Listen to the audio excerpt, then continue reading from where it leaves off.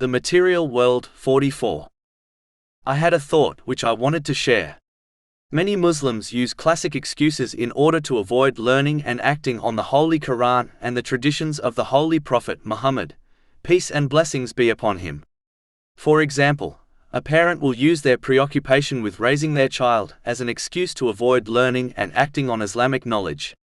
Anything which prevents one from fulfilling their purpose of creation, which is to use their blessings in ways pleasing to Allah, the Exalted, as outlined in the Holy Quran and the traditions of the Holy Prophet Muhammad, peace and blessings be upon him, is nothing but a punishment and a curse for them.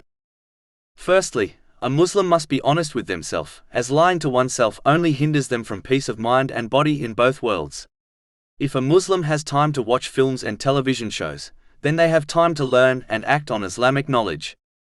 Secondly, a Muslim must understand that every worldly thing they have been granted only becomes a blessing when they use it in ways pleasing to Allah, the Exalted, as outlined in the Holy Quran and the traditions of the Holy Prophet Muhammad, peace and blessings be upon him. This involves learning and acting on Islamic knowledge and fulfilling their duties and responsibilities towards Allah, the Exalted, and the creation. If these worldly things, such as a spouse, children or a career, prevents one from learning and acting on Islamic knowledge, then they should know that these worldly things have only become a curse and punishment for them, as a direct consequence of their laziness and bad attitude.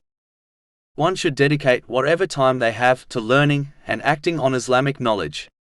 Allah, the Exalted, does not expect Muslims to become scholars, but they must dedicate some time, whatever time they can find, to learning and acting on Islamic knowledge, so that they can gradually improve their behavior towards Allah, the Exalted, and the creation, which involves using the blessings they have been granted in ways pleasing to Allah, the Exalted.